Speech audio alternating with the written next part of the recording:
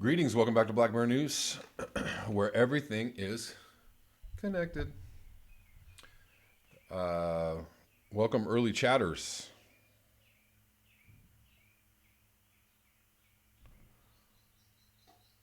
The early chatters are in and they're chatting. Greetings to you all. Uh, let's see. Just saying what's up to Raza Human.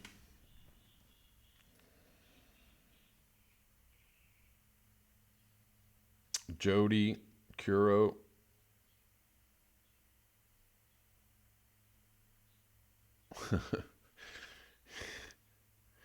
That's good.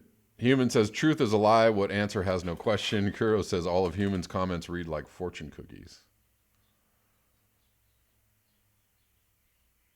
Uh,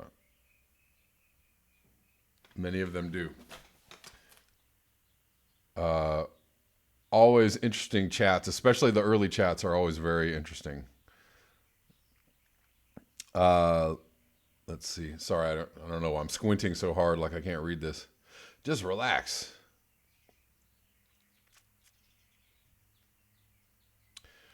Jody Connolly, what? Say what? Say what? Say what? Hold on. Jody Connolly, how you doing? Coming in with us with swings. This was all planned long ago. So my Republican friend has informed me COVID is a China and Democrat secret plan to take down Trump. This was all planned back in 2016 by Obama and China. All right, well, interesting. And I'm not making this up, it gets even deeper. Well, wait, I'm sure you're not making it up. Do you?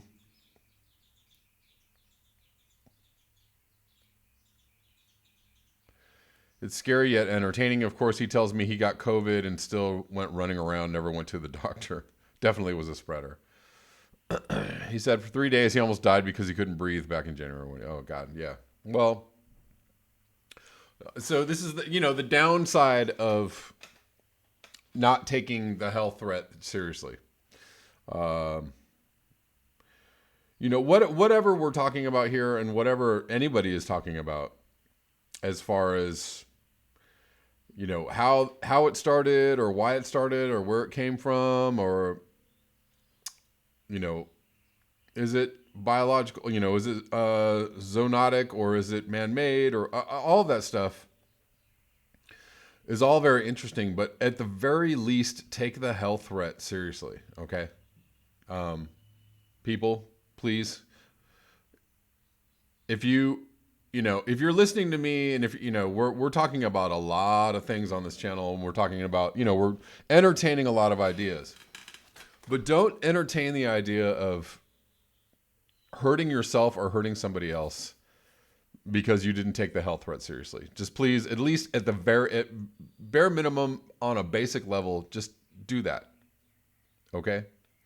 um there's all kinds of theories out there, and I'm gonna, we're gonna get into that today. Um,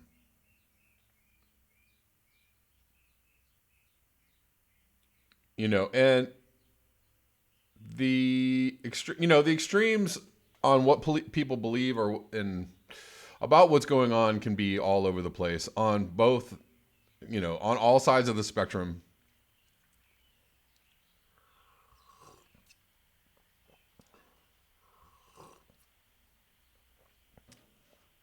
Um,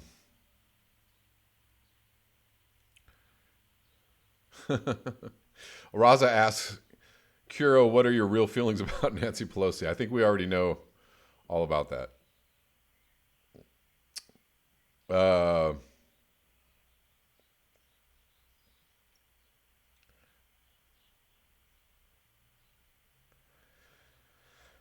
Raza says Kevin has a lion heart, but the lion wants it back. No, the lion can keep its heart.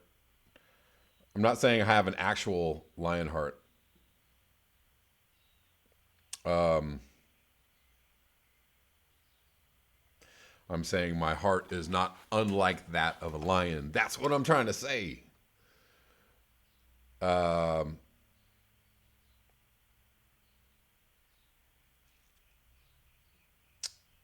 Lightning Rod asks the question, does Kevin have the best channel in 2020? I mean, where else do people sit and wait like this? I don't know. That's a good question. If you want to think my channel is the best, thank you. Um, I'm glad that people are chilling and waiting and talking in the chat. I mean, I think it's more of a function of when this is starting. So I give people a lot of time to kind of run up to this live stream. When a lot of other channels just kind of like turn on the button, oh, we're live, and you just kind of have to get in there of being at home. He's 59 with heart issues and is asthmatic.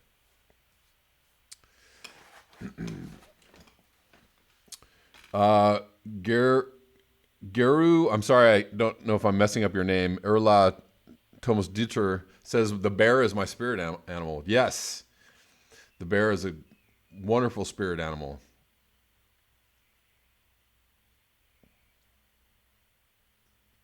Irk 1, Bill Hicks on Easter is worth watching. Yeah, I'm sure.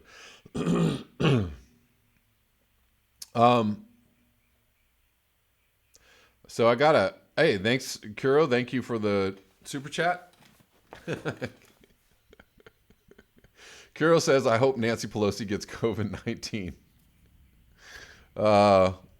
Poor Nancy. She has a lot of, she's the target of a lot of ire, and for good reason.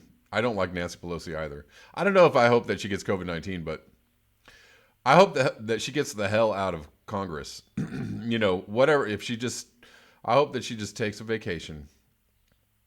And I don't mean that in the mobster like you're gonna take a vacation, huh? We're gonna send you on a little cruise out to sea. You know what I'm saying? That's not what I'm hoping. I'm hoping that she just retires and leaves us all alone, for God's sake. Jim Martin, 40 Reasons Biden is no better than Twitler. Hey, we're going to, not my research, but thorough. You know what? We're going to get into that today. Not necessarily about specifically Biden, but we're going to talk about neoliberalism, and how it's not very different on the left than it is on the right. The Democrats have, the Democrats, the mainstream, the centrists, the mainstream liberals have become literally blue MAGA. And I'm seeing this hashtag a lot on Twitter. And it's so appropriate. Blue MAGA is so appropriate. It's just, believe that whatever your side is saying is right. Believe whatever the other side is saying is wrong, or a conspiracy theory. Literally, this is what I hear, the GOP, from people that are Trumpers or, super deep into the right-wing thought silo. You have this whole thing about, the Democrats are, this evil globalist entity that controls everything, and they're just, they're whatever, run by Satan, etc.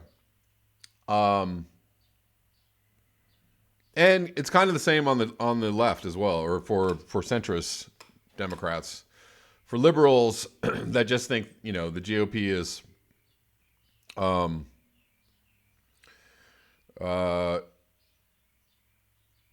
just always lying, and Trump is the worst, and he's the devil, and he's literally Hitler, and blah, blah, blah. I mean, I'm not saying that there isn't some truth to what they're saying, but the idea that Democrats are much better, only this much better, is actually very real. I mean, they actually support many of the same positions, the same policies, the same actions, the same corruption. They just dress it up really nicely, and they talk, a little better, and maybe they look a little better or look a little smarter. Maybe they control the media, more of the media space. Maybe they control more of the intelligence community, so they're able to control the information better than the GOP. I don't know. They kind of seem like the two heads of the same beast. And most of you all know this. Most of you know this. That's why I have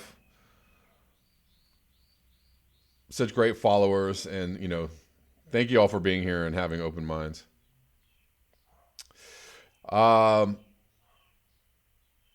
TCR, man, you gotta strap your dad down.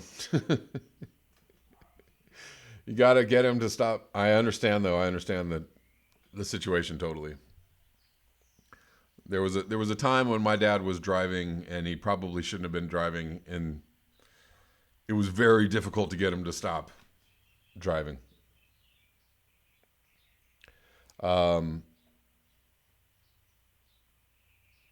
Deb Van Poolen, affirmative about the Democrats totally doing their part in running the neoliberal imperialist show.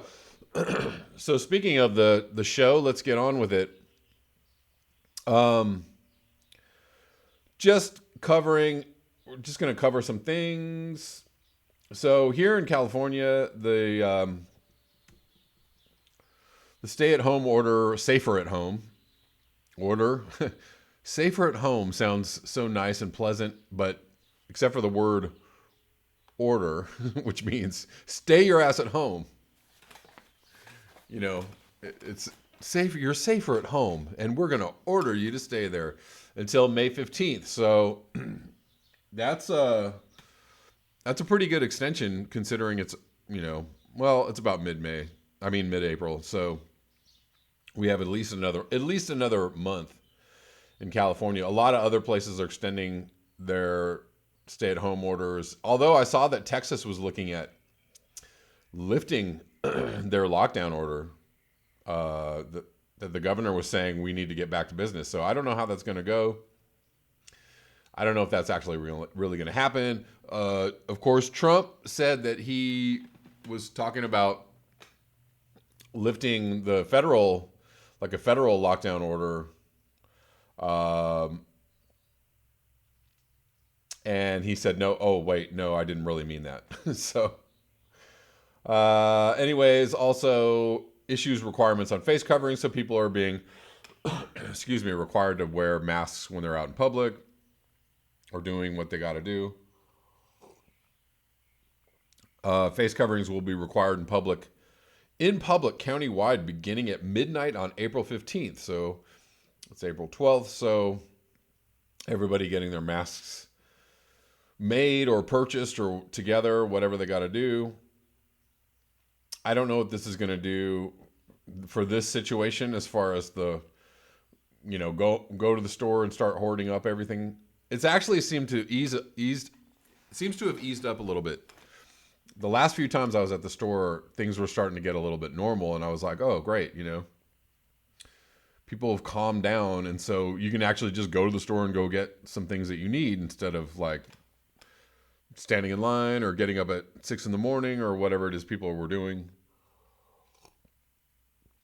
But hopefully this doesn't, send everybody back out to the store to go, freak out and buy all the toilet paper up, whatever. But this does mean that, whatever is going on with people's inability to work, inability to pay rent, their reliance on the federal government and their state government to receive, some assistance or unemployment, etc. This is going to get much more serious now because people are being told to stay at home another month. So another month without a paycheck, another month just kind of floating around. A lot of people, again, have not gotten their stimulus checks. A lot of people applied for unemployment, but a lot of people have not received their unemployment. So this starts to get a little hairy. The first week or two is like, all right, yeah, we're all, on vacation, and now at least a month later for a lot of people, now everybody's like, crap, what are we going to do? There are food banks springing up all over Los Angeles. There's actually, I got an email uh, from Lyft saying they had a food bank for the drivers. So people are hurting. People, literally cannot afford to buy food. And that is a situation which is going to ultimately, lead to a lot less trust in the government, and people are going to get real pissed real quick if this doesn't get alleviated. So let's move on to this tweet from Robert Reich.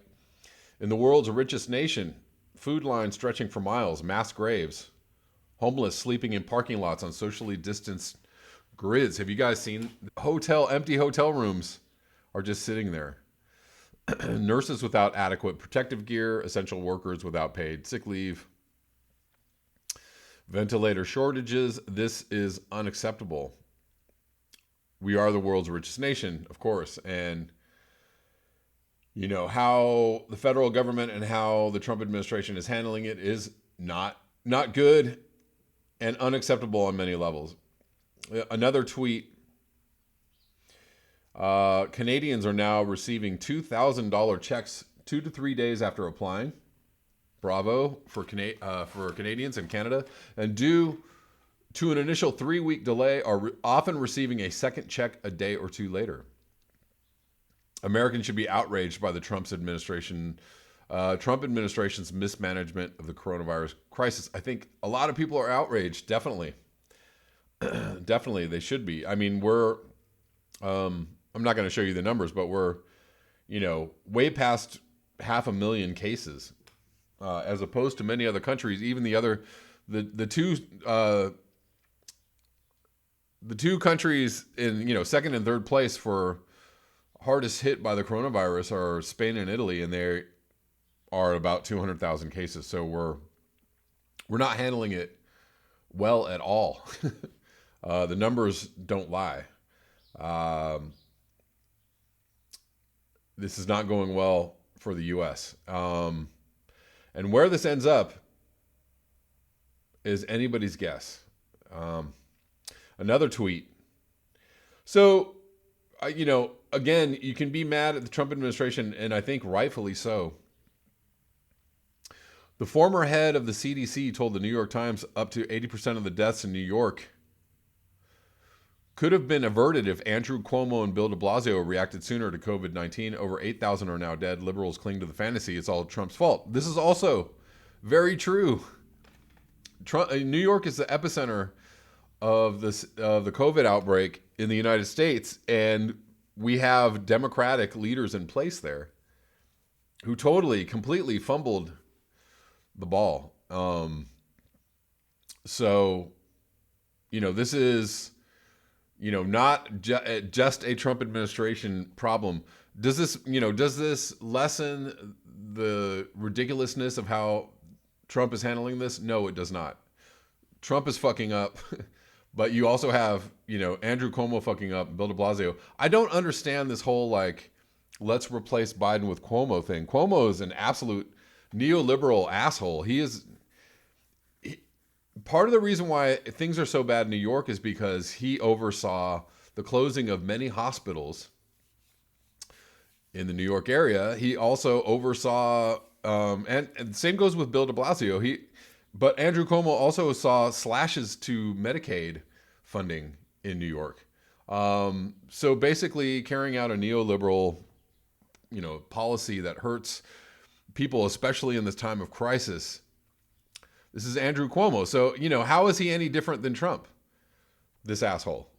Not much different, except for that he has a D next to his name. So everybody's like, all right, Andrew Cuomo seems like he's really on top of it. So again, so you have Republicans going, Trump's doing a great job. And you have Democrats going, look how great a job Andrew Cuomo's doing. They're both screwing up. Again, you have MAGA, you have blue MAGA, and they're all the same MAGAs, or maggots, as some people like to call them. Hold on. We're not ready to go here yet.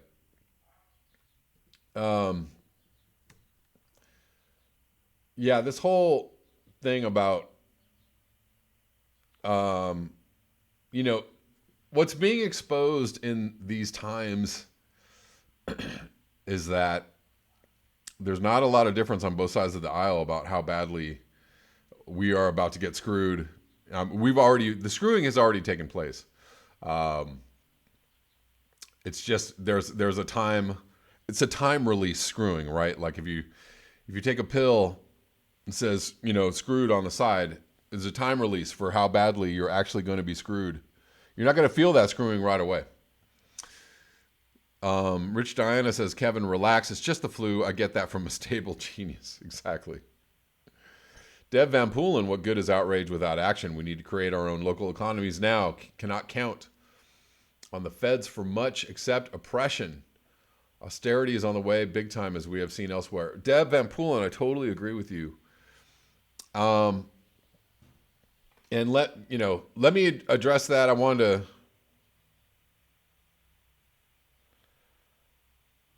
to get into talking a little more about that. You're right. No representation. Trump will embarrass either Biden or Cuomo on the stage. And this mishandling by leadership is partly to blame for the fueling of people's distrust in what's actually going on. People are really quite concerned about what is really happening, and it leads to more questions. It leads to more, conspiracy theories. It leads to more like random advice on how it is you should treat this. Somebody linked a video to an interview with this guy Sean Atwood, who's English, and they linked the video with the idea that this, the idea that COVID-19 is a bioweapon, was completely proven in this video. And I don't know, I think maybe I clicked on the wrong video, but anyways, I listened to this guy Sean Atwood, and what he had to say about coronavirus was totally and completely sane. He wasn't actually talking about, the idea that he thought it was totally and completely a coronavirus, but he didn't rule out the idea that it was totally and completely a bioweapon, is what I'm trying to say. He wasn't completely convinced. He didn't completely rule it out. Anyways, this guy was giving really good information. He was talking about the same thing was happening during the Spanish flu. There was a lot of conspiracy theories out there.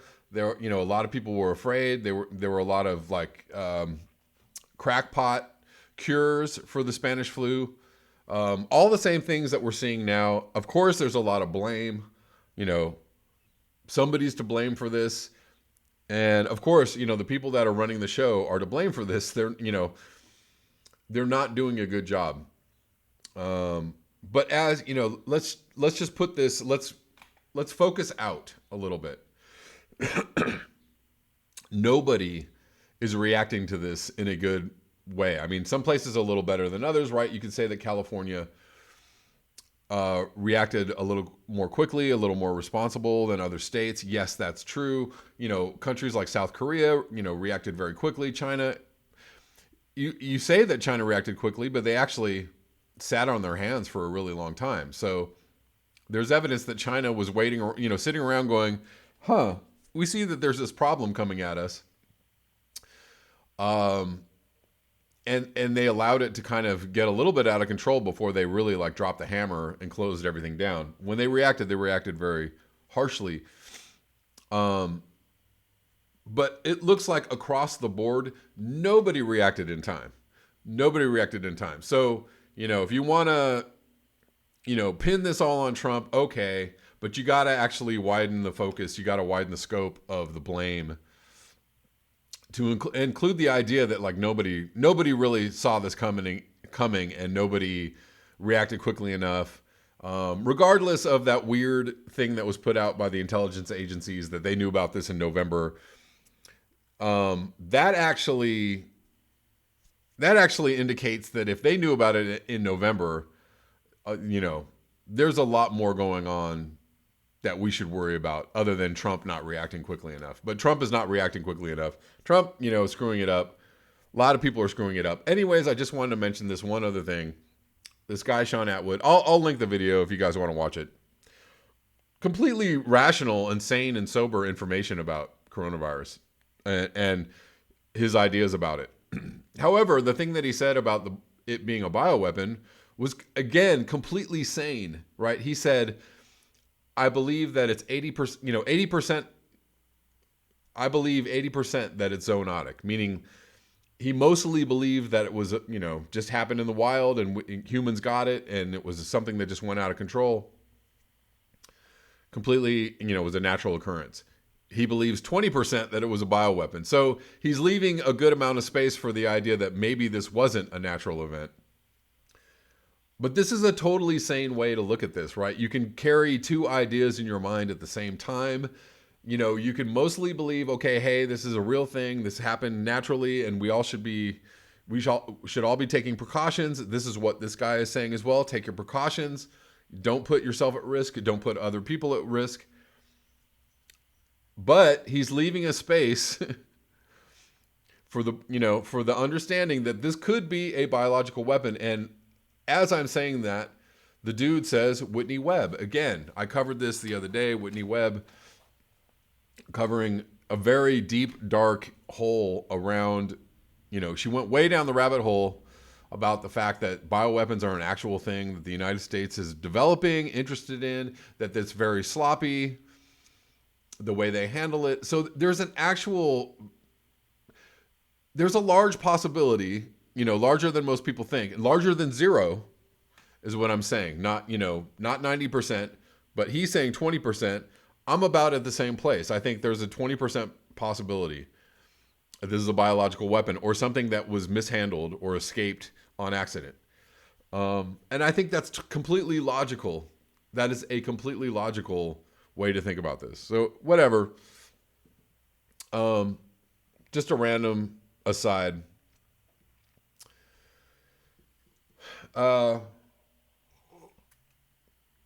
Lightning rod, I will post that. I don't know. I don't know if you were the original poster of the link or not, and if you're just asking me out of, if you're being funny or if you actually believe that. Anyways, remember when Epstein killed himself? Everybody on social media was like, well, today just call me a conspiracy theorist because I don't believe this shit for 1 minute that Epstein killed himself. That's exactly what my Facebook timeline looks like right now. Everyone's got questions. Everyone's like, what's really going on? Beyond just the basic Trump is fucking up rhetoric, which we all know. Yes, he's fucking up, no doubt. In the face of the virus, he's screwing up. But in the service of the corporate giveaway, that is the stimulus packages, in the face of the stripping of civil liberties, in the face of the environmental deregulation, he's doing a tremendous job.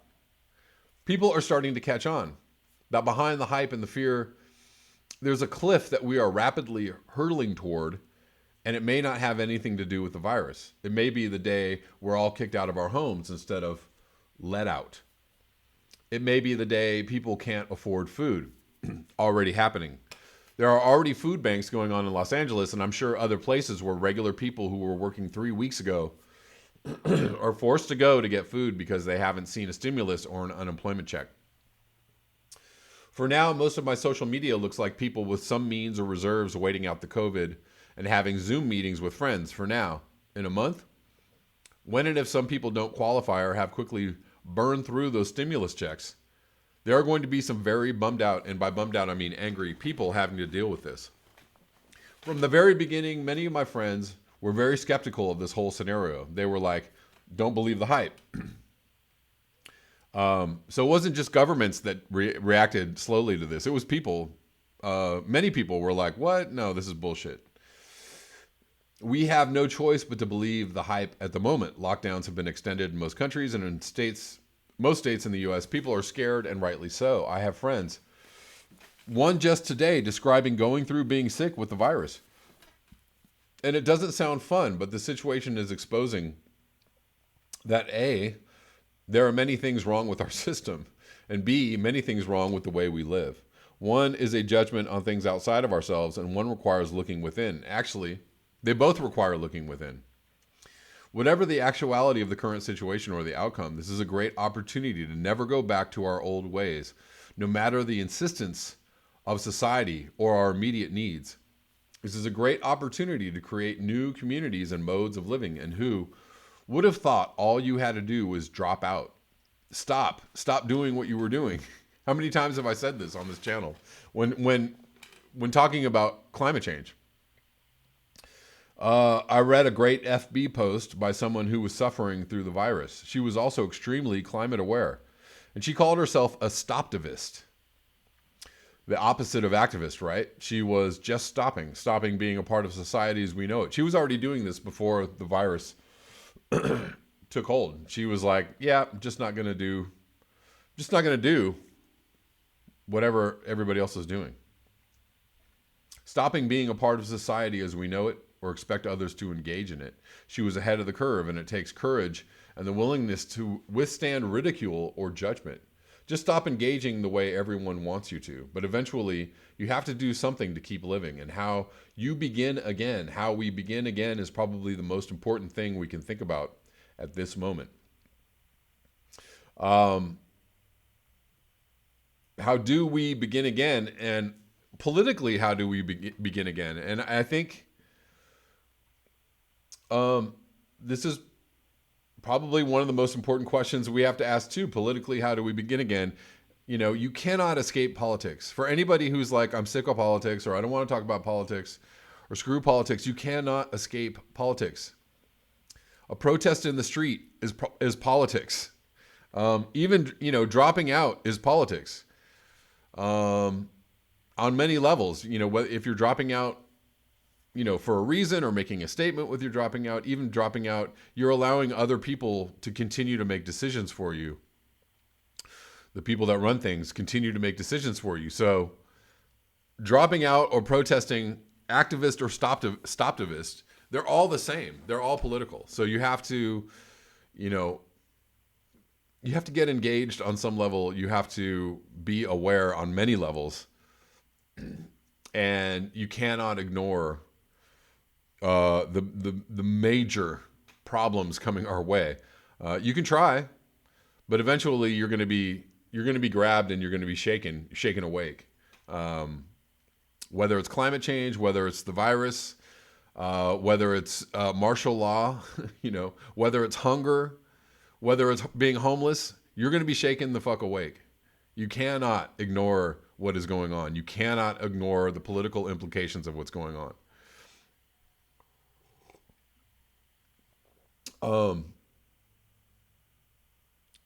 Gene asks, how do you stop being a part of society? Exactly. Although today, we have a really great example of how stopping together, stopping en masse, right? Stopping, like striking, right? Like as a coordinated political action can really hurt the economy, right? If done widely enough, if done on a large enough scale. TCR Galaxy, everything is connected, indeed. Scott Andrews, still way too many humans being born, indeed. Osama, there were 7 Saddams, indeed. No representation, says bioweapon. Whether it's a bioweapon or not, keep yourself healthy and keep yourself alive. How do we respond politically? I think that's a really big question. I think a lot of people are asking that. Gene says, I think of strikes, boycotts, and activism. There's a lot of talk about, the Biden situation, about people not voting for Biden. I'm pretty sure I'm going to be one of those people. I think that now is the time, not only for just grand coordinated actions on the level of strikes, boycotts, sit outs, whatever. Maybe we could have stay at home strikes after these safer at home orders are lifted. That would be a really good way to send a message to to people, right? Like what if a large group of people just said, yeah, we're not going back to work. We're not coming out. We're not paying our rent. What are you going to do? Evict, millions of people out of their homes? How would that work? That name Michelle, boycott the DNC. That's exactly what I'm saying. So I think, and there's a big push for this right now. I think a third party needs to be pushed right now, or coalesced, or supported. Whether it's the Green Party or whether it's another party, a People's Party or Workers' Party or a Climate Change Party, whatever it might be, an Extinction Rebellion Party, whatever the name of it is. This is the time, and this is the moment to break the two-party system. We had a chance in 2016. If Bernie would have jumped to the Green Party, if Bernie would have went independent, we could have broken the two-party system then. Well, the two-party system is now officially broken because the Dems won't win, Biden will not win, Trump will win. I don't care how many centrists and Democrats scream and moan and bitch and complain all day long. Oh, you better vote blue. I'm sorry, it's done. It's a done deal. It's over. Biden has already lost. It's already a Trump second term. Unless Osama, Black Bear Party, indeed. Unless, and I actually have some thoughts on that. Angry Bear Party. Yeah. It's already a Trump second term. It's already a done deal. Unless, Trump really, I don't know what, really, really shoots himself in the ass. And there's a possibility of that. Audrey Cermak, I agree. I was pissed that Bernie didn't start a third party. It was a perfect moment. It was a perfect crystallized moment when he could have went out and went independent or went to the Green Party, and it would have been over. The two-party system would have collapsed because people would have said nope to Trump, nope to Hillary. He would have gained enough votes to break the two-party stranglehold. But now is the time. Right now. Right now is the time. I don't care whether a third party doesn't win. I don't care whether a third party hobbles the Democratic Party or hobbles the GOP. I don't care. It's time to withhold our votes and give our votes to another entity in order to wake up the Democratic Party. So either the Democratic Party realizes they don't have enough power to win any elections anymore, or absorbs the platform of progressives, or whatever it is we're looking for. They're going to be forced to do that. So that's it. You guys blew it. You guys, you destroyed yourselves. You destroyed your chances of actually mounting an opposition to Trump. You blew it. You made the wrong decision. Whether that decision was made out of fear or made out of ignorance or made out of, whatever it might be, you blew it. You blew it. And, it's going to be time for all of those people to realize they have some agency in this too. And, just being okay, just rolling along and going along with it and being okay with it is not going to be acceptable anymore. It certainly isn't acceptable to progressives. Not now, not today. So now is the time. Now is the time to mount another party or mount an opposition to the one party duopoly that we have now. And there are going to be some mass movements, and if Americans don't shift on a major level, I don't know what to say. I think there's going to be a lot of people shifting on their own anyways. I'm one of those people. I'm going to be part of the movement to form a third party, or part of the movement to, at least I'm not voting Trump or Biden. That's that. Done deal. The hands have been wiped.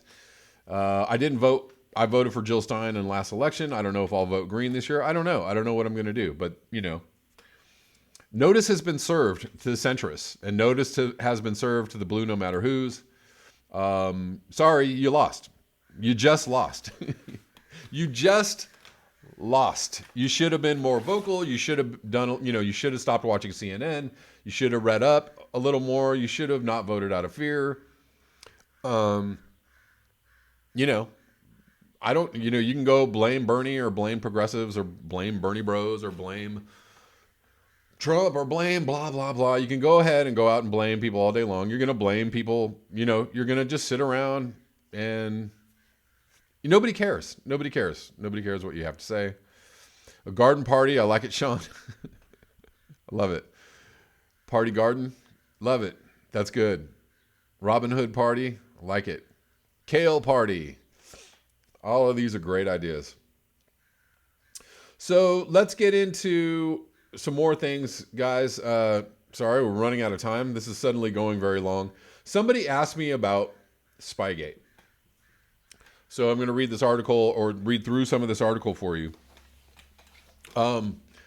Again, centrist Democrats and the corporate liberal media really, really, really doesn't want you to think about Spygate or know about Spygate or know about what's going on with this investigation. And they're, every time they say anything about it, they're going to call it a conspiracy theory or crazy, Trumpers only think this. No, it's not true. This has been talked about on lots of progressive media channels, and now it's being talked about on this channel.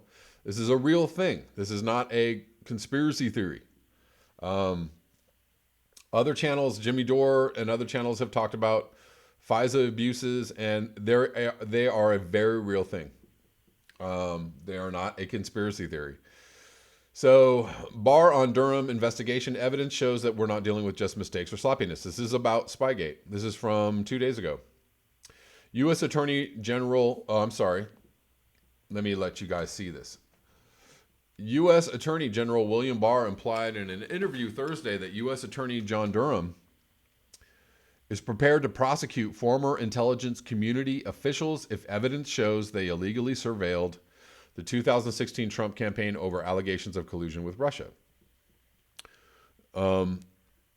This is really happening. These are not fake people. They're not, nobody made the story up. This is actually happening. Barr, who tasked Durham last May to review the origins of the Russia investigation, told Fox News' Laura Ingraham that the Connecticut U.S. Attorney is looking to bring to justice people who were engaged in abuses if he can show that there were criminal violations. My own view is that the evidence shows that we're not dealing with just mistakes or sloppiness. There was something far more troubling here, and we're going to get to the bottom of it, Barr stated. And if people broke the law, and we can establish that that with the evidence they will be prosecuted. Very little is publicly known of Durham's work. This is why not a lot of people understand what's really happening or know what's going on or understand, only the CNN version of the story, which has since been upgraded to a criminal investigation, with House Judiciary Committee ranking member Jim Jordan saying last month that Durham's investigation is due to be completed sometime this summer. But the probe's scope goes beyond that of DOJ Inspector General Michael Horowitz, who in recent months has detailed how the FBI abused the FISA process in its Crossfire Hurricane investigation of the 2016 Trump campaign. Durham's not just looking at the FBI, he's looking at other agencies and departments and also private actors, so it's a much broader investigation, Barr explained in December. Listen, there is a reason why this is kind of, going to come out like this summer, there's a reason.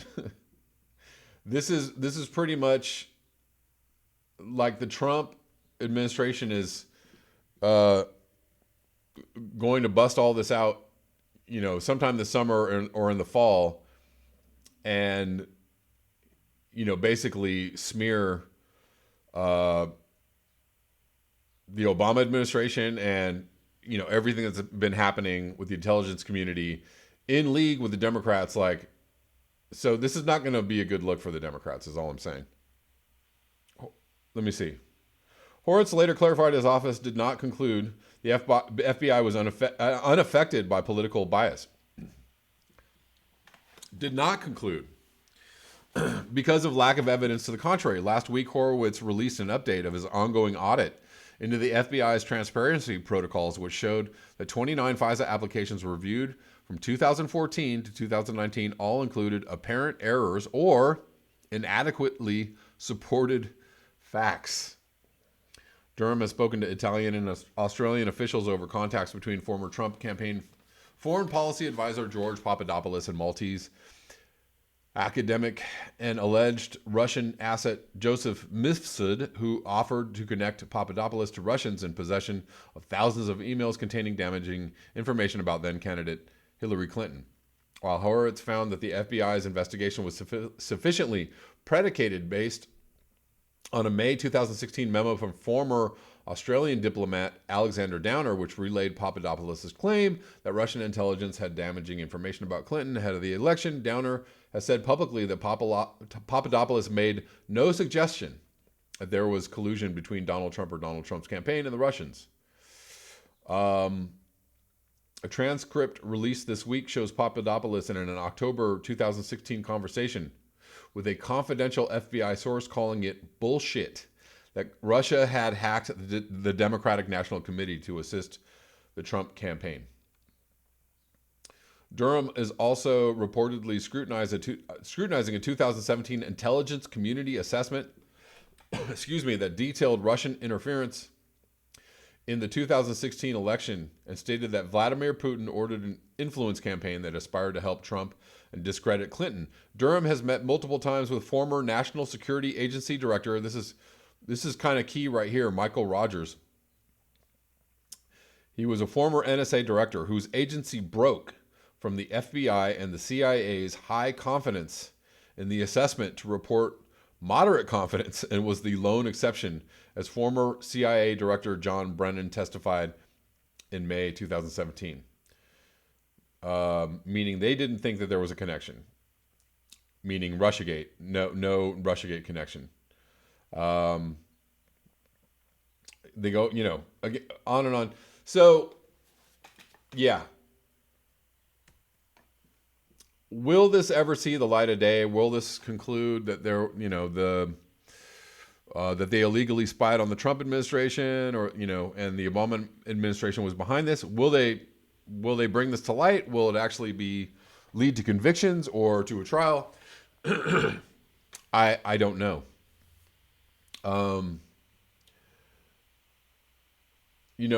Honestly, personally, I'm interested in seeing people who commit, crimes on this level. I'm interested in seeing people brought to justice.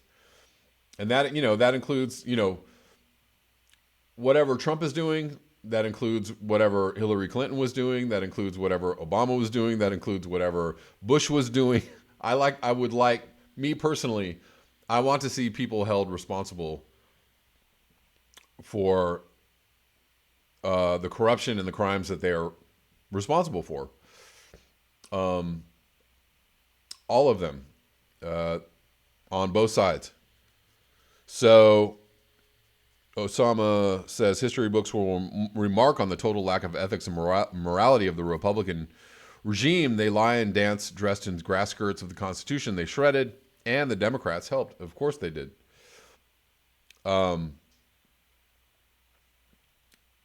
And so I will keep you guys updated on this investigation and on what's going on with it. It seems to be something that's really covered a lot in the people that follow Q. um, and on more on the right side of what's going on, not just the conspiracy world, but even this is more of like a right wing news story that people are following. Um, but it's actually a real thing. It's a real thing that happened. So yeah, J Thadcast Bois Justice. Yeah, the chances of this actually being brought to light or people even being brought to justice, yeah, not so much. Anyways, last thing I wanted to cover in this video. Um, we're gonna take a little trip down memory lane about the crazy shit that Obama did. Things that led up to Trump being president, and some of the reasons why Trump is now president, um, is because of our good friends at neoliberalism. Um, so I saw on Twitter, I was on Twitter, and somebody had a tweet which said something like Obama was just the black face of, you know, white supremacy or whatever. And I was like, whoa, that's something that I've totally thought. I thought that years ago, um, but I never like tweeted it out or made a Facebook post about it or said anything like that because I figured, well, that would be pretty problematic. That people might be really mad if I said, that Obama was just white supremacy and blackface, but he was.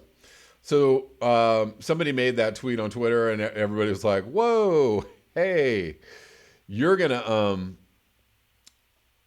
you're gonna get in trouble for this, or whatever." Then somebody who on Twitter is known as Esha Legal, she's actually somebody who's been interviewed by Graham Elwood, posted this really interesting thread about Obama. And I'm going to go through this thread. Obama years in no particular order. This is just a trip down memory lane for everyone who thinks Obama was like a really great guy. And, was so, it was such a nice, stable time for America when Obama was president. Number one, 3 days after his inauguration, he launches his first drone strikes. 2, even before he is inaugurated, he has Citibank privately vet his cabinet. This is true. 3,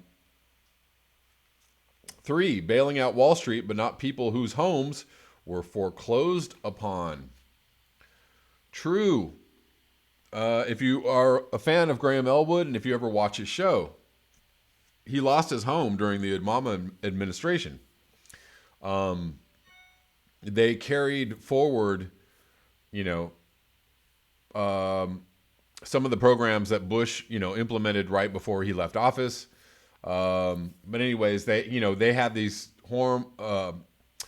mortgage forgiveness programs, foreclosure help programs for people, and a lot of them were actually we're going to take your home programs. 4, expanded the state secret doctrine. Let's look into this a little bit, and give me 1 second, guys.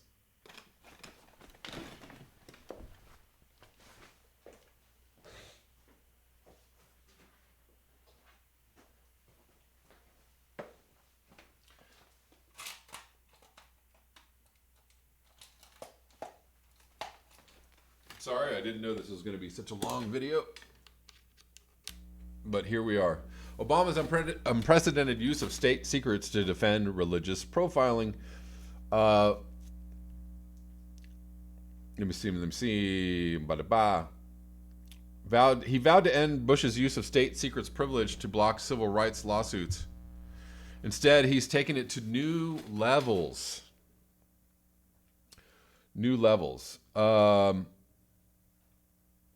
Sorry.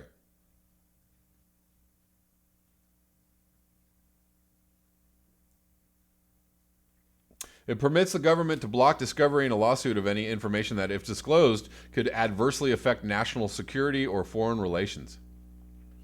President Obama vowed while campaigning that he'd end its use.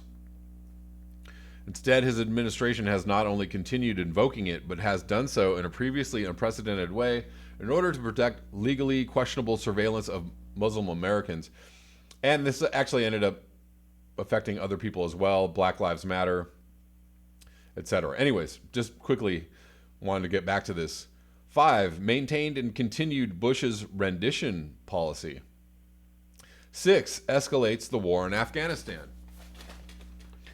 7, didn't pass single payer even with the following congressional makeup. See this?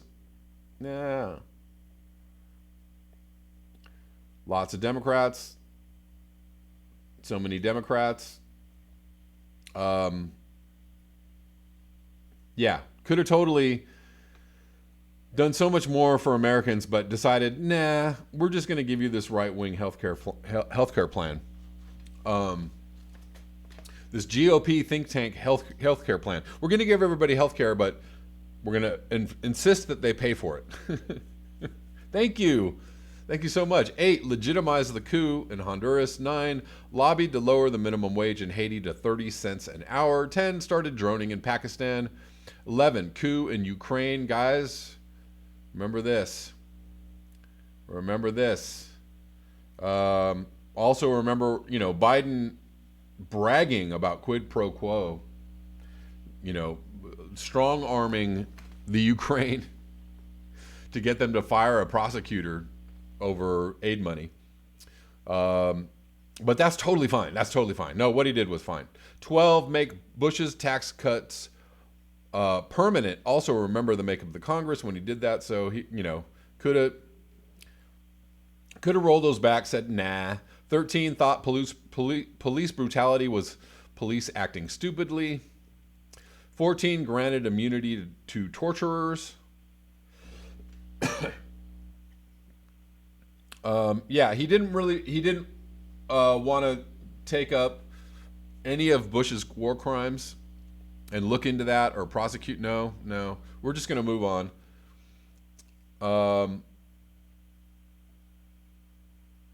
15 on top of that looks up.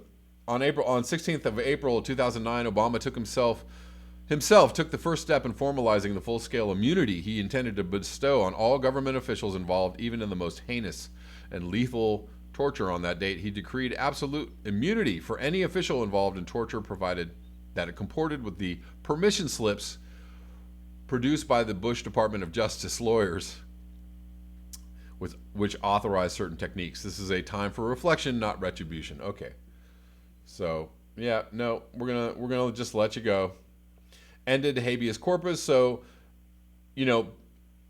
again, people want to be really upset at the Trump administration, and they should be, about their intention to try to end habeas corpus. But this actually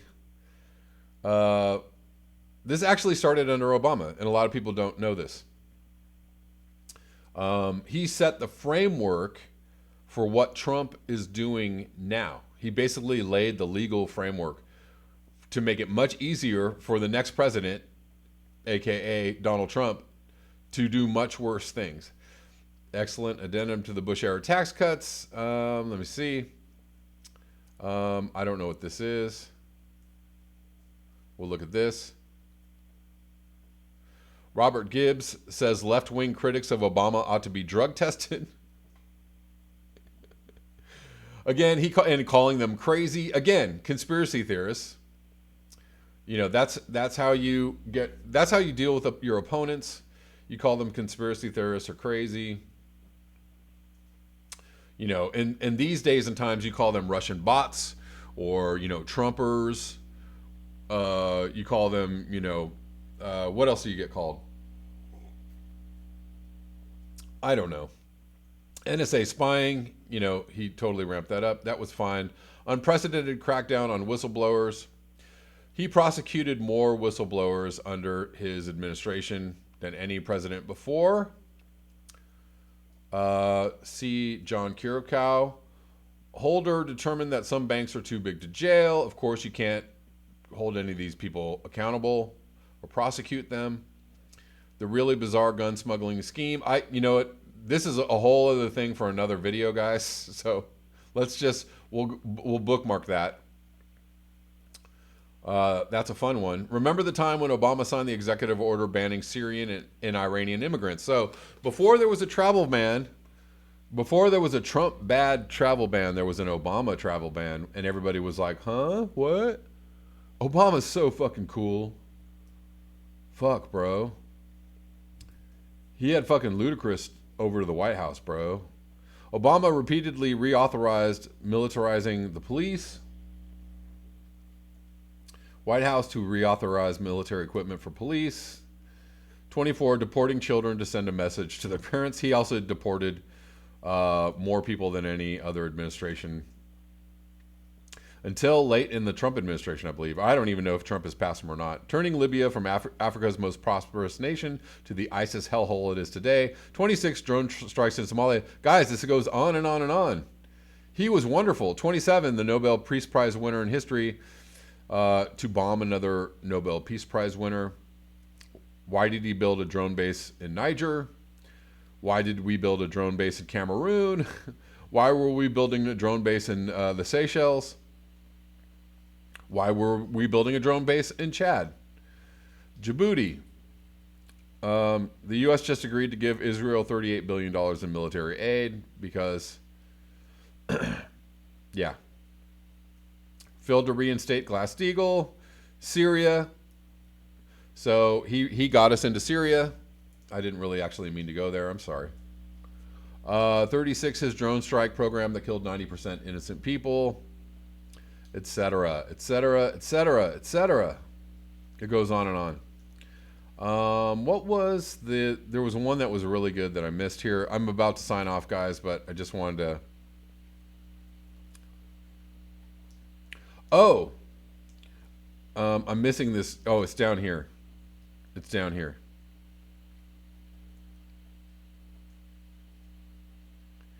He admitted to training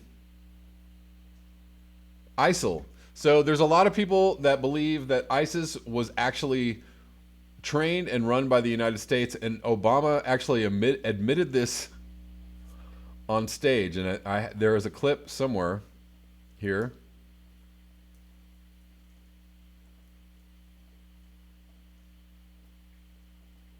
I think it's straight out of his mouth. I'll find it.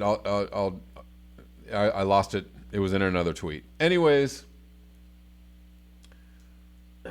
you know, not only that, he kept, you know, the quantitative easing going economically for his entire administration.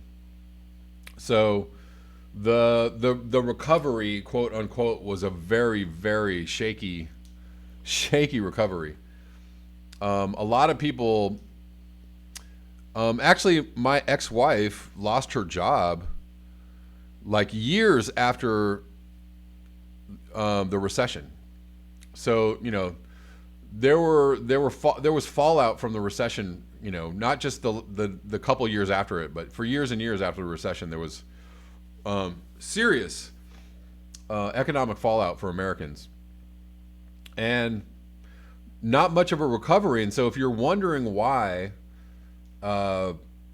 people were unhappy, or disgruntled, why people flocked to Bernie Sanders, why people were upset, you know, all the centrist Democrats who are just like, damn it, Bernie Sanders, why couldn't you, you know, why are you making these people so angry? Or why are you, you know, trying to do this populism on the left? Or why are you, you know, why are your supporters just angry like Trump supporters?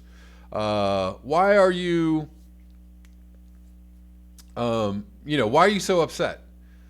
It wasn't Bernie's fault. Bernie was just tapping into the anger that was already there. He was tapping into the disenfranchisement that was already there. And, you know, people are just waiting for a leader. Literally, they're waiting for somebody to say the things that they want to be heard said. That makes sense. I feel like my sentences aren't making sense right now. But again, I think Bernie Sanders let a lot of people down. He let people down, and people are still upset. People would still like for someone to get out there and say the things that they want to hear. And so the conditions are ripe for somebody to take up the mantle that Bernie Sanders held and take it much farther. Lastly, here's an article from Jacobin, How Obama Destroyed Black Wealth.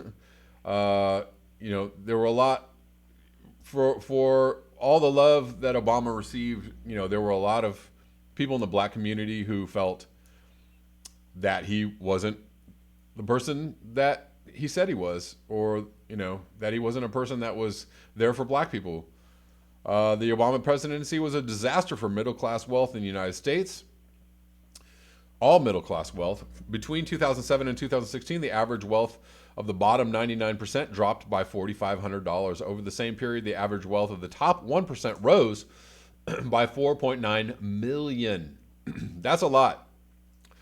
That's a lot. This drop hit the housing wealth of African Americans particularly hard. Outside of home equity, black wealth recovered its 2007 level by 2016, but the average black home equity was still $16,000 lower, $16,700 lower. Much of this decline, we will argue, can be laid at the feet of President Obama. His housing policies led directly to millions of families losing their homes.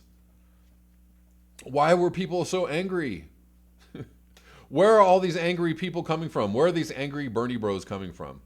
What's more, where are all these angry Trump supporters coming from? What's more, Obama had the power, money, legislative tools, and legal average to sharply ameliorate the foreclosure crisis. He chose not to use it. And that is about where I'm going to end this video. Neoliberalism is hitting the skids. It's smashing against the rocks of reality. Its time is almost over. Its time is almost over.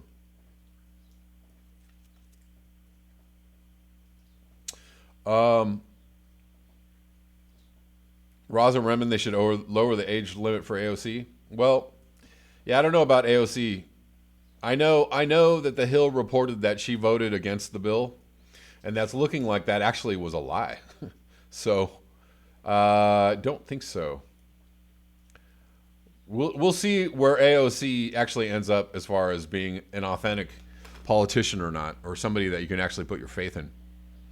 Jay Thadcast, to this day, I'm astonished by those who think Obama was great. Same proportion of right wing that this is COVID. Trump is God's chosen. I understood what you were trying to say, despite the typos. The chat is not friendly to the typing, I understand. Yep. Guamashi, again, you're right. Kuro Hikes, AOC is trash. Pretty much. Looking like she's exposed herself to be garbage. Well, we will see where all this leads us. All this grand neoliberalism in its death throes right now as we speak. As everybody sits at home and glues themselves to the TV of YouTube. And the great awakening, the woke get woken. Or the woke become even more awake. Marie Tellez, what a lie about Obama. Those aren't lies. Those are things that actually happen. You want to, if you want to call actual things that happened in real, in the real world, call them lies. Well, then I'll call you Blue MAGA. If you feel proud about that, I don't know what's wrong with you.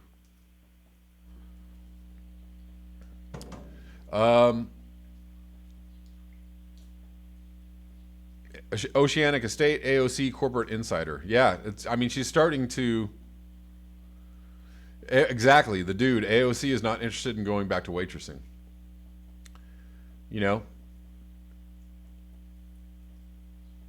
Some people get a little taste of the power and the influence and the celebrity and the pretty good steady paycheck, and they're like, hold on, think I want to keep this. Yep. All right, guys. Thank you so much for being here. I appreciate you. Love you all. I think I missed a super chat. Another super chat. Hold on. Let me go back. Kuro Hikes, thank you again for the super chat since you're working overtime today. Appreciate you, brother. Exactly. J Thadcast, Blue MAGA is the DNC. Blue MAGA. Dear God, no. All right, guys. Take it easy until tomorrow. Same bat time. Peace.